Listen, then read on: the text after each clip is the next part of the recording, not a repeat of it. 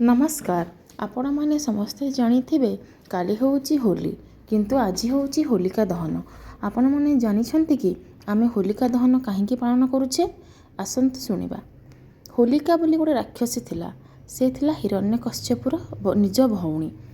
तो हिरण्यकश्यप किए थिला? से गोटे राजा थिला जे कि ब्रह्मांकठू वरदान पाइथिला जे से स्थलरे जलरे कौनसी राक्षस कौनसी दानव ताकू कौनसी देवता ताकू कौनसी मनीष स्त्री पुरुष केही भी ताकू मारी परिबे नाही।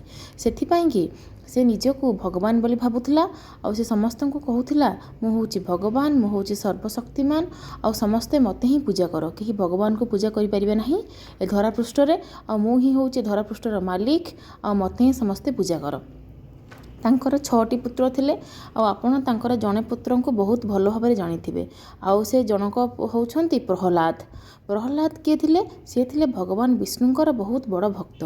से भगवान विष्णु को सब बेले पूजा करुथिले। तो थरे कौन होइथिला? हिरण्यकश्यपुर राजसभा चलीथिला। से राजसभा रे हिरण्यकश्यप कहिला मु होउची भगवान आ मते समस्ते पूजा करिवे आ अन्य कोनोसी ठाकुर कि देवादेवी को केही पूजा करि परिबे नाही। एही समय रे प्रहलाद मध्य सेठी मौजूद थिले। सी कहिले जे बापा मु भगवान विष्णुकर बहुत बड़ भक्त आ मु भगवान विष्णु को ही पूजा करिवि मु आपन को पूजा करि परिबि नाही। एही कथा सुनिकिरी हिरण्यकश्यप रागरे प्रचंड हो जाइथिला। से बहुत गर्वी और अहंकारी थिला। तेणु से भाबुथिला जे मु होउची सर्वशक्तिमान सर्वज्ञ। सेथिपाई से गोटे षडयंत्र कला आउ से षडयंत्र रे तार साथ देला तार निज भौणी होलिका। होलिका को मध्य वरदान थिला जे से नियारे केबे भी पोड़ीबनी। तो सेथिपाई कि दिजन भाई और भौणी मिसिकी गोटे षडयंत्र कले जे प्रहलाद को नेकी से माने नियारे बसिबे माने होलिका प्रहलाद को कोल धरी नियारे बसिबो आ निया जलिबो। तो प्रहलाद मरीजिबो एटा हिरण्यकश्यप होलिका माने भाबिथिले।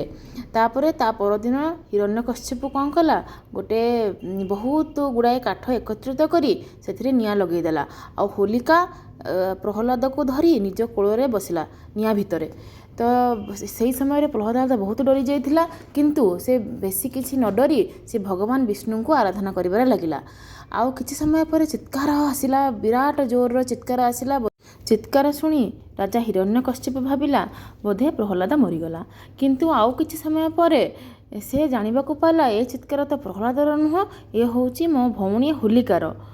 किछि समय पर देखु देखु निया मध्य धीरे धीरे धीरे धीरे लिभिबारे लागिला आउ जना पड़िला होलिका वर्तमान से नियारे पूरापूरी मरी जाइछि। आउ प्रहलाद बसिकरी भगवान विष्णुଙ୍କର नाम जोर जोरे नहीं करी से प्रार्थना करि चलिछि। तो प्रहलादर किछि भी हेइनी। एक कथा देखी राजा हिरण्यकश्यप आश्चर्य हो गला एवं सेठी थिबा समस्ते जेते लोक जेते प्रजा परिजन थिले से माने मते देखि आश्चर्य हो गले। एथिरु हमें कौन शिक्षा को पाइले? जे कौनसी जुग हो सत्य उपरे केबे मध्य असत्यर जय हो परिबो नाही आउ जी असत्यर साथ देव तार मध्य हार सुनिश्चित। जेहेतु होलिका हिरण्यकश्यपुर साथ दे तार कथा माने प्रहलाद को नहीं नियारे बसिला से भी जलीगला। सेथिपाई आमे होलिका दिवस काहेकि पालन करूचे? तो आम भितर थिबा जे कोनोसी खराब जिनिस को आमे से नियारे जाली देबाकू चेष्टा करिबा। तो आमे सब बेले भगवान को आराधना करिबा और सब बेले सत्र साथ दबा। तो आजिर एई जो स्टोरीटी आपण मानू केमिति लागिला मते कमेंट रे आपण माने निश्चय जणाइबे। आम वीडियो को जदि भल लागिथिबो वीडियो को लाइक टे कर देबे शेयर टे कर देबे आउ एमती का नुआ नुआ वीडियो देखिया पई मो चैनल टी को निश्चय सब्सक्राइब कर देबे। तो पुणी देखा हबो गोटे न्यू वीडियो रे। आज एतिके रे रहिली। नमस्कार। जय जगन्नाथ।